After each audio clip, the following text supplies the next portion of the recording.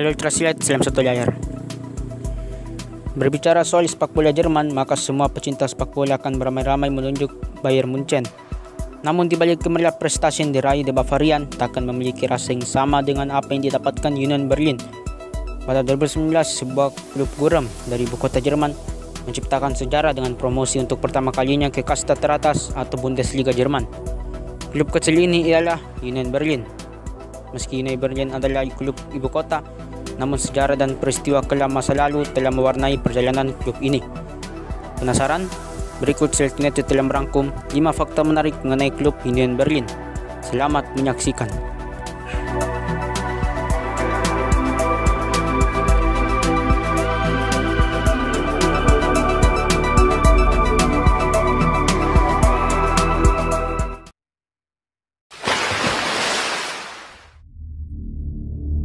Satu, sejarah awal.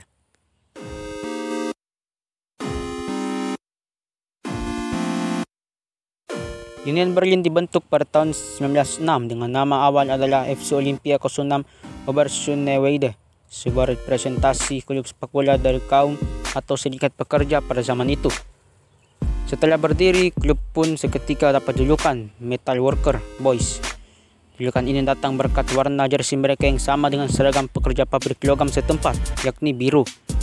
Julukan ini sendiri masih bertahan hingga saat ini sebagai spirit dari kelas pekerja, namun dengan sedikit perubahan menjadi The Iron Ones. Setelah Perang Dunia II, kegiatan sepak bola di Jerman dipaksa berhenti oleh sekutu, tak terkecuali FC Union. Selepas Perang Dunia, FC Union bangkit kembali dan merubah kostumnya menjadi merah dan putih. Dengan terpecahnya Jerman, maka mereka harus berkompetisi di belahan timur. Pada 1968, mereka pun mendapat gelar pertamanya, yakni Piala Jerman Timur usai mengalahkan FC Karl Zeiss Jena 2-1. Sayangnya gelar tersebut menjadi satu-satunya gelar yang diterima FC Union hingga saat ini.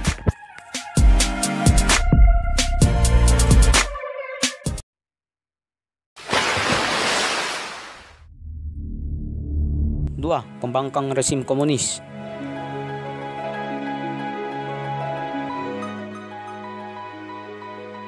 Union adalah rival utama dari BFC Dinamo, tim milik stasi Kementerian Keamanan Negara di Komunis Jerman Timur. Setelah terlahir kembali dengan nama Union Berlin, Union langsung berhasil menyabet gelar Piala Jerman Timur atau FDGB Pokal pada 1968.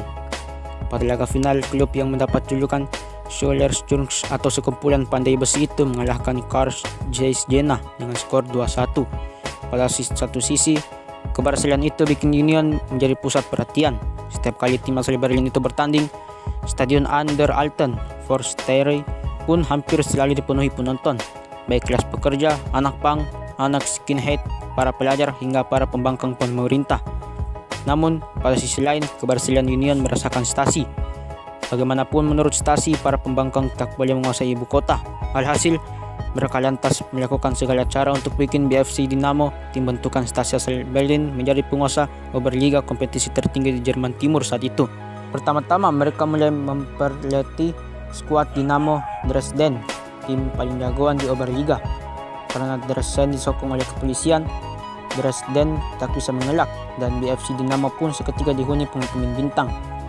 Setelah Dresden, giliran penyelenggara liga dan peserta Oberliga lainnya mereka hajar. Charlie Lauer dalam Story Club of Union Berlin, The Gold Club You Are Wish You Supported, menuliskan, stasi seringkali menyuap wasit agar Dinamo meraih kemenangan. Selain itu, lawan-lawan Dinamo juga sering bermain ogah-ogahan karena takut dikekang. Cara culas itu memang bikin Dinamo menguasai Oberliga. Dari tahun 1979 hingga 88, Dinamo berhasil merengkuh 10 kali gelar liga. Namun, stasi masih tetap geram karena BFC Dinamo Berlin ternyata tak becus mengalahkan popularitas Union di ibu kota Berlin. Situasi ini diperparah dengan jumlah penggemar Union yang terus bertambah karena petinggi klub tersebut merupakan orang partai yang tak bisa disetir stasi. Sebagian dari penggemar ini adalah orang-orang yang muak dengan rezim otoriter komunis Jerman Timur. Rivalitas antara Dinamo dan Union pun semakin memanas. Union boleh jadi terus menjadi bulan-bulanan Dinamo di atas lapangan, tetapi mereka selalu menang telak di luar lapangan. Hal inilah yang membuat Union Berlin dianggap sebagai pembangkang rezim komunis Jerman Timur.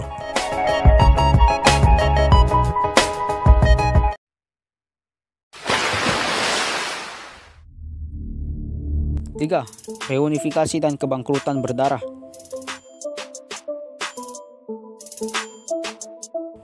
Kondisi politik di Jerman kembali memberikan perubahan besar pada persepakbolaan Jerman setelah runtuhnya tembok Berlin pada akhir 1989. Untuk kali pertama, dua tim Berlin yakni FC Union di bagian timur dan Hertha Berlin bagian barat bertanding dalam sebuah laga persahabatan. Sebanyak 51.000 fans hadir di Olympiade Stadion pada 27 Januari 1990 untuk menyaksikan laga tersebut. Di sekitar stadion, mereka telah ditunggu sekitar 100 fans Dinamo Dresden yang muncul dan memprovokasi. Namun chant-chant stasi Raus atau stasi out dikumandangkan oleh supporter Hertha maupun Union. Namun jika Anda pikir reunifikasi akan membangkitkan klub FC Union, maka Anda salah. Setelah reunifikasi, FC Union justru mengalami masa kelam. Setelah menguasai kompetisi regional pada 1993 dan 1994, mereka ditolak main di Bundesliga 2 lantaran kesulitan finansial. Bahkan pada tahun 2004, FC Union Berlin hampir punah seutuhnya. Federasi Sepak Bola Jerman kala itu meminta dana jaminan sebesar 1,5 juta euro. Beruntung seorang pebisnis sekaligus fans bernama Dirk Zingler dana menyuntikkan dana. Dirk Zingler sendiri hingga saat ini menjabat sebagai presiden klub. Dirk Zingler tak sendirian, dia juga dibantu oleh supporter. Pada 2004, supporter Union melakukan kampanye bernama Blood for Union atau Blood for Union. Para reporter ramai-ramai melakukan donor darah dan hasil penjualan darah tersebut diberikan untuk klub.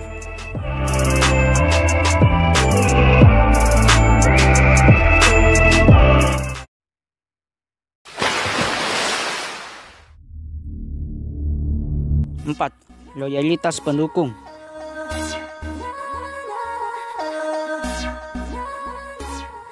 Dengan sejarah panjang ini berangkat dari kaum pekerja, loyalitas para penggemarnya akan klub ini tak perlu diragukan lagi.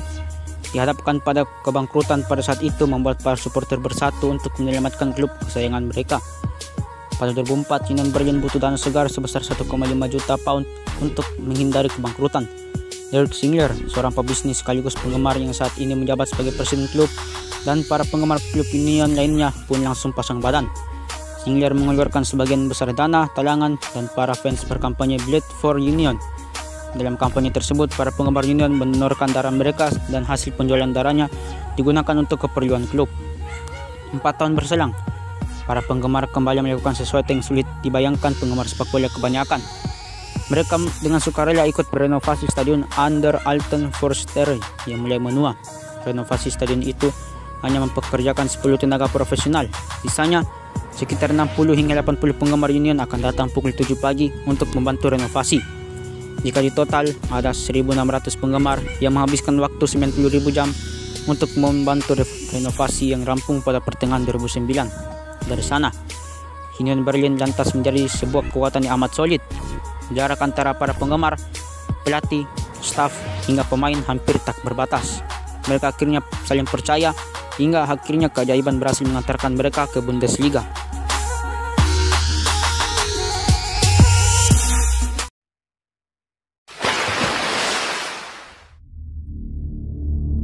Lima, enggan jadi klub kaya.